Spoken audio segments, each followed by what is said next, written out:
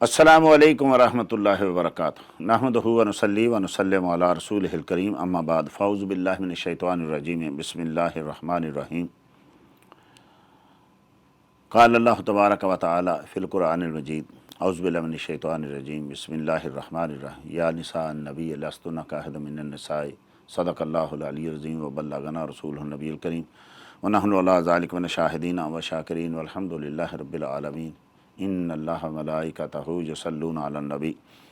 یا ایھا الذین آمنوا صلوا علیہ وسلموا تسلیما اللہم صلی علی سیدنا مولانا محمد معدن الجود والکرم وبارک وسلم وصلی علیہ رب اشرح لی صدری ویسر لی امری واحلل عقدۃ من لسانی یفقہوا قولی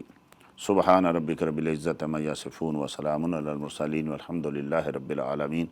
مولایا صلی وسلم دائما ابدا علی حبیبک خیر الخلق کلہم۔ محرم الحرام کے مبارک ایام جاری ہیں، پہلا دھاکہ پہلا عشرہ ختم ہو رہا ہے، دوسرا عشرہ شروع ہونے کو جا رہا ہے، اور اسی پہلے عشرہ کے آخری دن یعنی 10 جو ہے رمضان المبارک کو سیدہ کائنات ام المومنین سیدہ خدیجۃ الکبریٰ رضی اللہ تعالی عنہا کا یوم وصال ہے۔ اس لحاظ سے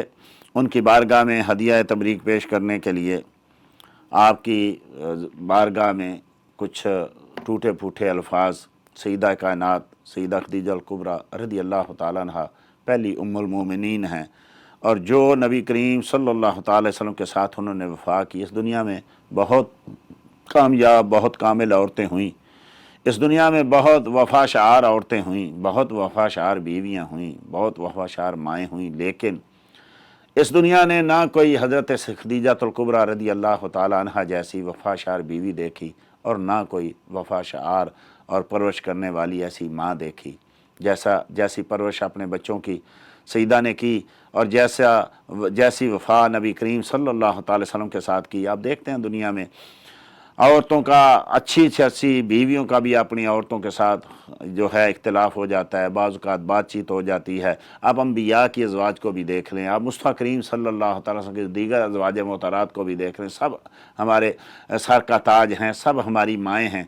لیکن جس طریقے سے سیدہ خدیجۃ الکبریٰ رضی اللہ تعالی عنہا نے اپنی زندگی مصطفیٰ کریم صلی اللہ تعالی وسلم کے ساتھ گزاری، پوری زندگی کبھی یعنی کوئی حرف شکایت آپ کی زبان پر نہیں آیا، اور نبی کریم یہ بھی نہیں کہ جیسے بعد میں دوسری ازواج محترمات اس وقت آپ کی زندگی میں شامل ہوئیں جب ایک عروج پہ تھا، یعنی نبی کریم صلی اللہ تعالی وسلم کا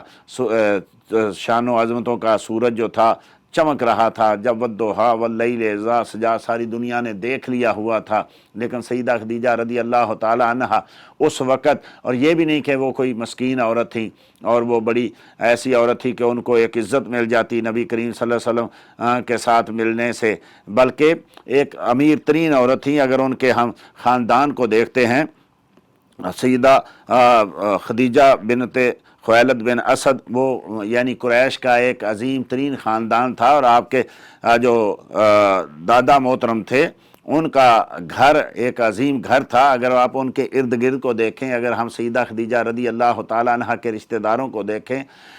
تو دیکھیے ان کے والد صاحب ایک مکے کے عزت دار آدمی، ان کے دادا ایک عزت دار آدمی، کہ ان کا گھر سارے مکے کے گھروں میں سب سے زیادہ کعبے کے قریب مغرب کی طرف تھا۔ جب صبح ہوتی تو خانہ کعبے کا جو سایہ تھا وہ ان کے گھر میں پڑتا، جب شام ہوتی تو ان کے گھر کا سایہ جو تھا وہ خانہ کعبے میں پڑتا تھا، اور ان کے گھر کا جو درخت ہے ان کی ٹہنیاں خانہ کعبے تک جاتی تھی، بعد تک سیدنا فاروق اعظم رضی اللہ تعالیٰ عنہ تک وہ درخت رہا۔ لوگ اپنے کپڑے زائرین اور معتمرین اور حجاج اپنے احرام اور کپڑے بعض کا تو ان پہ ٹانگ دیا کرتے تھے، تو سیدنا فاروق اعظم رضی اللہ عنہ کے دور میں جب اللہ نے کرم کیا، لوگ بڑے، تو پھر آپ نے وہ درخت جو تھا اس کو کٹوایا، اور اس کے بدلے میں ایک گائے جو تھی وہ ذبح کی اس کے ہدیے کے طور پہ۔ تو عرض کرنے کا مقصد یہ ہے کہ ایک امیر ترین خاندان، اور پھر ان کی مال و دولت، اگر ان کے ہم ارد گرد دیکھتے ہیں، ان کے چچا عمر بن اسد یہ بہت بڑے ایک مکے کے رئیس تھے اور بہت بڑے زعیم تھے اپنی قوم کے۔ ان کی اگر ہم بہن کو دیکھتے ہیں حالہ بنت خویلد، جن کا نکاح ربیع بن عبد العزہ سے ہوا تھا، اور جن کے یعنی بیٹے کی شادی حضرت سیدہ زینب سے ہوئی تھی، حضرت ابو العاص رضی اللہ تعالی عنہ کی، ان کی اگر ہم ان کے بہن کے بیٹے کو دیکھتے ابو العاص بن ربیع جن کی شادی ہوئی۔ اب یہاں یہ بھی دیکھیے کہ سیدہ زینب رضی اللہ تعالیٰ عنہ تو اعلان نبوت کے بعد مومن ہو گئی تھی، لیکن ابو العاص رضی اللہ عنہ بہت دیر کے بعد جا کے کہیں مومن ہوئے تھے، اور اسی نکاح میں نبی کریم صلی اللہ علیہ وسلم نے حضرت زینب کو واپس پھیر دیا تھا۔ آج کل پتہ نہیں کیسے کیسے لوگ ہیں، کہاں کہاں سے عجیب و غریب قسم کی باتیں نکالتے ہیں کہ جی اگر ایسا مومن ہو جائے، یہ بات کیا حکام ہے کہ اگر عورت مومن ہو جائے مرد کافر رہے تو نکاح ٹوٹ جاتا ہے، یہ بات کیا حکام ہے؟ جب کی بات ہم کر رہے ہیں، جب صحابہ کا دور تھا، ابتدائی دور تھا، تو اس وقت ایسا نہیں تھا کہ جی حضرت سیدہ زینب تو مومن ہو گئیں اور سیدنا ابو العاص کافر تھے تو معاذاللہ نکاح ٹوٹ گیا۔ ایسا نہیں، نبی کریم صلی اللہ علیہ وسلم نے اسی نکاح میں آپ کو واپس کر دیا تھا۔ آپ کی بہن کے بیٹے حکیم بن حزام بن خویلد، یہ بھی یعنی ایک بہت بڑی شخصیت ہیں، نبی کریم صلی اللہ علیہ وسلم کے ساتھ ان کا تعلق ساری دنیا جانتی ہے۔ یہ وہ شخص ہیں جن کے کعبے میں ولادت ہونے میں کسی کو کوئی اختلاف نہیں ہے۔ تو یہ آپ کی جو ہیں بھائی کے جو ہیں وہ بیٹے ہیں۔ اسی طریقے سے آپ کے یعنی چچا کے بیٹے ورقہ بن نوفل، جن کا نبی کریم صلی اللہ علیہ وسلم کی آمد سے پہلے توحید پر جو تھے، اور نبی کریم صلی اللہ علیہ وسلم جب اعلان نبوت کیا تو سیدہ خدیجہ الکبریٰ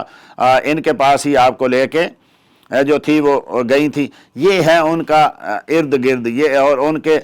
دوسرے بھائی کے بیٹے زبیر بن عوام بن خویلد بن اسد رضی اللہ تعالیٰ عنہ، جن کے عبداللہ بن زبیر بیٹے تھے، اور یہ زبیر رضی اللہ تعالیٰ عنہ حضرات اشرم وشہ میں سے ہیں، یہ بھی آپ کے بھائی کے بیٹے ہیں۔ تو سیدہ خدیجہ رضی اللہ تعالی عنہا کا جو تھا یعنی پہلے دو آدمیوں سے آپ کا نکاح، نبی کریم صلی اللہ علیہ وسلم کے نکاح سے پہلے دو آدمیوں سے آپ کا نکاح ہوا تھا۔ سیدہ جو ہیں یہ جب پہلا نکاح ان کا ہوا تو یہ اپنے جو تھے یعنی خاوند کے گھر گئی، اور وہ خاوند کا گھر آج جہاں یہ یعنی بہت بڑا محل بنا ہوا ہے، کنگ عبدالعزیز محل جو ہے، یہاں ان کا گھر تھا۔ جو باب عبدالعزیز سے نکلیں تو یہاں ان کے پہلے خاوند کا گھر تھا، یہاں سے آپ اپنے باپ کے گھر سے آپ وہاں چلی گئیں۔ پھر اس کے بعد جو ہے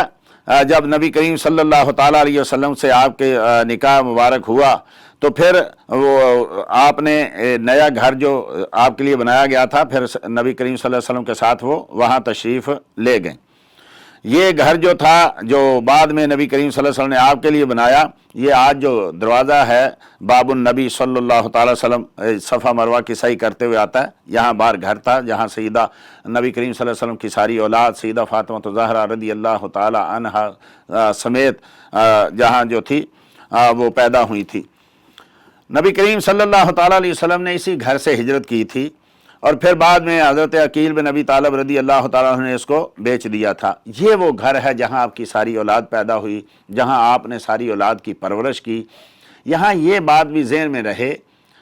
کہ کچھ لوگ سمجھتے ہیں کہ نبی کریم صلی اللہ تعالیٰ علیہ وسلم اعلان نبوت کے بعد بھی ابو طالب کے گھر ہی رہے، بلکہ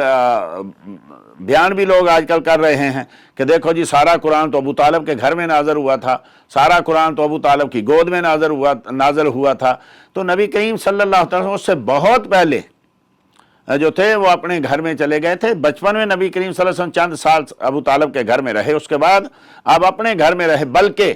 ہوا یہ کہ ایک دن حضرت عباس رضی اللہ تعالیٰ عنہ نبی کریم صلی اللہ علیہ وسلم کے پاس آئے، اور آپ نے ارشاد فرمایا کہ ابو طالب کی حالت کوئی اتنی اچھی نہیں ہے۔ تو عرض کی کہ چچا جان کیا کیا جا سکتا ہے، ان کے پاس چلتے ہیں، ان کی کوئی مدد کرتے ہیں، کفالت کرتے ہیں۔ جب گئے تو کہا سیدنا عباس رضی اللہ تعالیٰ نے ابو طالب سے کہا کہ بھئی ہم آپ کی کچھ مدد کرنے آئے ہیں، ہم کچھ ایک بیٹا آپ ان کو دے دیں، نبی کریم صلی اللہ علیہ وسلم ایک مجھے دے دیں۔ تو ابو طالب نے کہا کہ جہاں تک عقیل کی بات ہے وہ تو میں کسی کو نہیں دوں گا، عقیل تو میری آنکھوں کا تارا ہے، اس کو میں اپنی آنکھوں سے جدا نہیں کر سکتا۔ تو حضرت علی رضی اللہ تعالیٰ عنہ کو نبی کریم صلی اللہ علیہ وسلم نے لے لیا پرورش کے لیے، اور حضرت جعفر طیار رضی اللہ تعالیٰ عنہ کو حضرت عباس نے لے لیا۔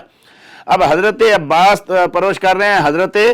جعفر طیار کی، اور نبی کریم صلی اللہ علیہ وسلم پرورش کر رہے ہیں حضرت علی کی۔ حضرت علی کی بھی یہ ساری فضیلتیں، ان میں بھی سیدہ خدیجہ الکبریٰ رضی اللہ تعالی عنہا کا ہاتھ ہے۔ اب کئی لوگ کہہ رہے ہیں کہ نبی کریم صلی اللہ علیہ وسلم نے جو پہلا اعلان نبوت کیا تو اس وقت حضرت علی سے کہا کہ بھئی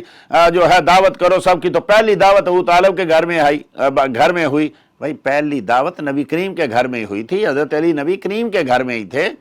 تو جو کہا کہ گھر میں دعوت کرو تو یہ نہیں کہ ابو طالب کے گھر میں کرو، بلکہ سیدہ خدیجہ الکبریٰ رضی اللہ تعالیٰ عنہا کے گھر میں، چونکہ حضرت علی کی پرورش جو ہے وہ سیدہ نے کی ہے اور نبی کریم صلی اللہ علیہ وسلم کے گھر میں ہوئی ہے۔ یہ گھر رہا نبی کریم صلی اللہ علیہ وسلم کی ہجرت تک آپ کے پاس۔ جب ہجرت کی تو یہ گھر جو ہے وہ حضرت عقیل بن ابی طالب رضی اللہ تعالیٰ عنہ نے جو فروخت کر دیے، بہت بعد میں مسلمان ہوئے تھے، ایمان لائے تھے۔ تو سیدہ خدیجہ رضی اللہ تعالی عنہا کی پرورش دیکھنی ہو تو سیدہ فاطمہ زہرا، سیدہ ام کلثوم، حضرت سیدہ رقیہ، حضرت سیدہ زینب رضی اللہ تعالی عنہن اور حضرت علی رضی اللہ تعالیٰ عنہ کی اگر ہم جو دیکھتے ہیں یعنی تربیت، تو یہ ساری کی ساری حضرت سیدہ خدیجہ الکبریٰ رضی اللہ تعالی عنہا کی ہی تربیت کا اثر ہے، چونکہ بچپن میں آپ وہیں پلے تھے، وہیں بڑے تھے، تو یہ ساری بہادری، سارا کچھ اللہ جل مجد الکریم نے ان کی تربیت میں حضرت مولا علی رضی اللہ تعالیٰ عنہ کو بھی عطا کی اور دیگر ازواج کو۔ اب سیدہ ایسا کرتی کہ نبی کریم صلی اللہ تعالی، یعنی پہلے تو میں کروں کہ آپ کے جو دونوں خامد تھے وہ بھی بڑے امیر خامد تھے، ان سے بھی آپ کی اولاد ہے، اور ان کی بھی ساری دولت آپ کے باپ کا جو حصہ وہ ملا وہ بھی، اور جو آپ کے دونوں خامدوں کی پہلے جو آپ کا یعنی نکاح ہوا ابو حالہ بن زرارہ بن نواش التمیمی سے ہوا، ان کے ساتھ کچھ مدت رہے، 2 بچے ان سے ہوئے، ہند اور حالہ، ہند بن ابی حالہ اور حالہ، ابو حالہ ان کو اسی لیے کہا جاتا تھا۔ تو بہت ساری دولت وہ چھوڑ کے فوت ہوئے۔ ثم تزوجت من بعدہ عتیق بن عائض المخزومی، پھر اس کے بعد عتیق بن عائض مخزومی سے آپ کی جو ہے حضرت خدیجہ کا نکاح ہوا، وہ بھی فوت ہو گئے۔ ان میں سے ایک بیٹی تھی، اس کا نام بھی ہند تھا۔ ان کی پرورش بھی نبی کریم صلی اللہ علیہ وسلم کے گھر میں حضرت سیدہ خدیجہ رضی اللہ تعالیٰ عنہ چونکہ ماں تھی، ان کو ساتھ لے کے آئی تھی، تو ان کی تربیت بھی حضرت خدیجہ رضی اللہ تعالیٰ عنہ نے کی۔ ہند میں ابھی حالات وہ ہے نا جو فخر کیا کرتے تھے کہ میں وہ ہوں کہ جو نبی کریم صلی اللہ علیہ وسلم کی گود میں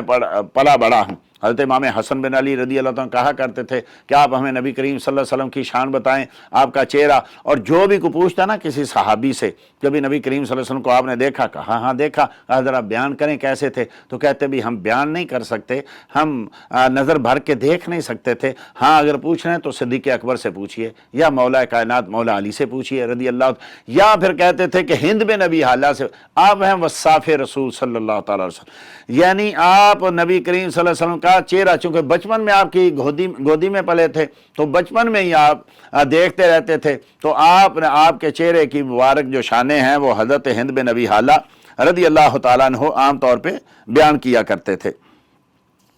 تو یہ ہے وہ یعنی جو سیدہ کی ابتدائی زندگی تھی۔ اس کے بعد جب نبی کریم صلی اللہ تعالیٰ علیہ وسلم غار حراء میں تشریف لے جاتے تو سیدہ رضی اللہ تک، چونکہ کئی دن نبی کریم صلی اللہ علیہ وسلم واپس تشریف نہیں لاتے تھے، اب گھر میں بچیاں بھی ہیں، گھر اکیلا چھوڑ کے حضرت سیدہ جو تھا وہ کبھی کھجوریں لے کے، پانی لے کے، ستو لے کے، آج جن لوگوں نے غار حراء دیکھی ہے وہ دیکھیں، وہاں سے پہاڑ کے پاس سے پہنچ کے اوپر جانا، پیدل جانا کتنا کٹھن ہے، لیکن سیدہ گھر سے اپنا سامان لیتی اور پیدل چلتی، وہاں نیچے پہنچتی، وہاں سے پھر اوپر پہنچتی، کبھی وہاں رات رہتی، کبھی رات کو واپس آتی، بچیاں گھر میں ہیں، رات کو اندھیرے میں واپس آتی، اور کبھی اتنی لیٹ ہو جاتی کہ وہی پہاڑ کے نیچے وہاں ترکیوں نے مسجد بھی بنا دی تھی، وہاں آرام کرتی۔ تو سیدہ خدیجہ کی عمر جو ہے، زندگی جو ہے نبی کریم صلی اللہ علیہ وسلم کے ساتھ وفاؤں سے اس طریقے سے بھری ہوئی ہے کہ 3 خاندانوں کی دولت نبی کریم صلی اللہ علیہ وسلم کے قدموں میں نچھاور کی، اور جو ہے نبی کریم صلی اللہ علیہ وسلم کے دین کی خاطر، اور کبھی پوری زندگی حرف شکایت نہیں آیا زبان پہ کہ میں نے اتنی دولت خرچ کر دی، مجھے کیا ملا، بلکہ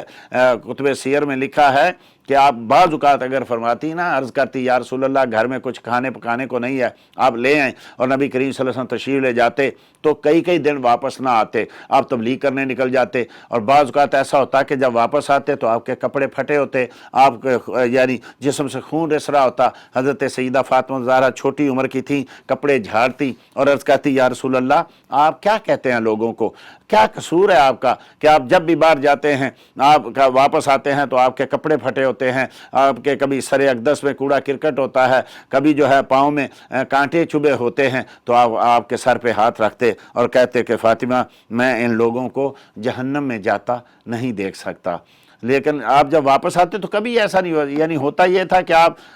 کتب سیر میں لکھا ہے کہ آپ جب ہنڈیا پکانے لگتی یا کوئی چیز تو کوئی ظالم مشرکہ عورت آتی اور گندگی ڈال کے ہنڈیا میں چلی جاتی، پھر آپ اس کو اتارتی، پھر دھوتی، پھر رکھتی، ایسے دن میں کئی بار ہوتا۔ لیکن جب آپ واپس آتے تو بظاہر خالی ہاتھ واپس آتے، تو کبھی نہیں کہا کہ یا رسول اللہ بچے گھر میں بھوکے ہیں، میں بھوکی ہوں، آپ کدھر چلے گئے تھے، نہیں، بلکہ ہمیشہ کہتی کہ یا رسول اللہ صلی اللہ علیہ وسلم آپ جہاں گئے تھے وہ یقیناً جو میں نے کہا اس سے بہتر کام تھا، یعنی کبھی حرف شکایت نہیں آیا۔ اور جب اتنی تکلیف کے بعد نبی کریم صلی اللہ علیہ وسلم گھر پہنچتے تو سیدہ خدیجہ الکبریٰ کا مسکراتا ہوا چہرہ آپ کا استقبال کرتا، اللہ اکبر، تو آپ کی وہ ساری کٹھن، ساری وہ مصیبت جو ہے وہ دور ہو جاتی، آپ کے پاؤں دھوتی، آپ کے ہاتھ دھوتی، آپ کی خدمت کرتی، پھر آپ سے وہ چیزیں، چونکہ آپ نے جب شادی کی تو آپ نے اپنے اس کو یعنی میسرہ کو ساتھ بھیجا تھا، پھر وہاں ایک راہب سے ملے، نستورہ راہب، دو روایتیں ہیں، ایک جب بچپنے میں ابو طالب کے ساتھ نبی کریم صلی اللہ علیہ وسلم تشریف لے گئے وہ بھی ایک راہب تھا، بحیرہ راہب، اور جو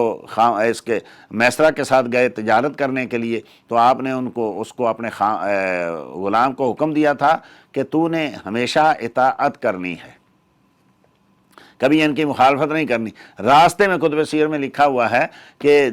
راستہ اور تھا جو معروف راستہ تھا شام کو جانے کا، لیکن نبی کریم صلی اللہ علیہ وسلم نے ایک نیا راستہ اختیار کیا جو بالکل قریب کا تھا لیکن بے آباد تھا، وہاں کوئی جاتا نہیں تھا۔ تو میسرہ نے عرض تو کی کہ یہ راستہ تو بے آباد ہے، خطرہ بھی ہو سکتا ہے، لیکن کریم آقا صلی اللہ علیہ وسلم کے حکم کے سامنے سر تسلیم خم کیا۔ دیکھا یہاں نہ تو راستے میں کوئی سرائے تھی، نہ کوئی کنواں تھا، نہ کوئی سایہ تھا، نہ کوئی بندہ بشر تھا، لیکن میسرہ جب واپس آئے تو سیدہ خدیجہ کو بتایا کہ جہاں ہمیں دھوپ لگتی تھی بادل مصطفیٰ کریم کے اوپر سایہ کر دیتا تھا، جہاں ہم رکتے تھے وہاں سایہ ہوتا تھا، جب پانی کی ضرورت ہوتی تھی تو آقا کریم صلی اللہ علیہ وسلم زمین پہ کوئی چیز لگاتے تھے، وہاں سے پانی نکل آتا تھا۔ نبی کریم صلی اللہ تعالیٰ علیہ وسلم جب شام پہنچے تو ابھی کوئی قافلہ نہیں پہنچا تھا، آپ پہلے پہنچ گئے، لیکن وہاں ابھی اعلان نبوت نہیں ہوا تھا، ابھی شادی بھی نہیں ہوئی تھی۔ وہاں لوگوں نے دیکھا کہ ایک نیا ایسا تاجر آیا ہے کہ آپ نے راستے میں بارش ہوئی، کچھ مال بھیگ گیا، اس کو الگ کر دیا، اصل مال کو الگ کر دیا، اور لوگوں کو بتایا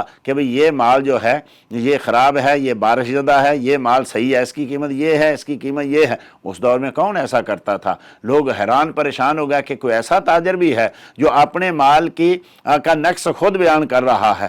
آپ کا مال جو ہے وہ فوراً بک گیا، ابھی دوسرا قافلہ پہنچا بھی نہیں تو آپ نے مال بیچا اور جو کچھ لینا دینا تھا سب کچھ کیا اور واپس چل پڑے۔ واپسی پہ بھی ایسا ہی، جب حضرت خدیجہ کو پتہ چلا کہ نبی کریم صلی اللہ علیہ وسلم واپس آ رہے ہیں تو آپ اپنے بالا خانے پہ چڑھ گئیں اور دیکھا نبی کریم صلی اللہ علیہ وسلم جب تشریف لا رہے ہیں کہ ان سر کے اوپر جو ہے وہ بادل سایہ کیے ہوئے ہے۔ جب آپ پہنچے سارا مال سارا کچھ ان کے حوالے کیا تو گھر چلے گئے، تو پھر سیدہ خدیجہ الکبریٰ رضی اللہ تعالیٰ عنہا نے یہ خواہش ظاہر کی۔ لمبا واقعہ ہے کہ میری شادی حضرت نبی کریم صلی اللہ علیہ وسلم سے ہو جائے۔ حضرت حمزہ اور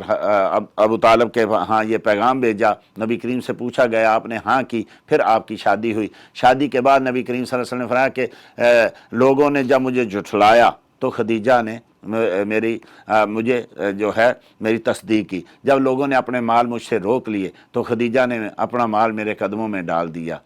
مجھے ہمیشہ جو ہے راحت پہنچائی۔ نبی کریم صلی اللہ تعالیٰ وسلم کے پاس ایک دن جبرائیل امین جب آئے، پہلی جب وحی، اب یہ ابتدا ہے، وحی آئی تو جب نبی کریم صلی اللہ علیہ وسلم آئے گھر تشریف لائے تو آپ کانپ رہے تھے، پہلی بار جبرائیل امین کو دیکھا تھا، روح القدس کو دیکھا تھا، رب کا کلام سنا تھا، تو آپ کانپ رہے تھے، زملونی زملونی، مجھ پہ چادر دے دو چادر دے دو۔ تو آپ کو چادر دی گئی تو پوچھا گیا یا رسول اللہ کیا ہوا، کیا پریشانی ہے؟ تو بتایا ایسے میں نے ایک چیز کو دیکھا ہے تو میں ابھی دیکھتی ہوں، چونکہ ایک علمی گھرانے کی عورت تھی اور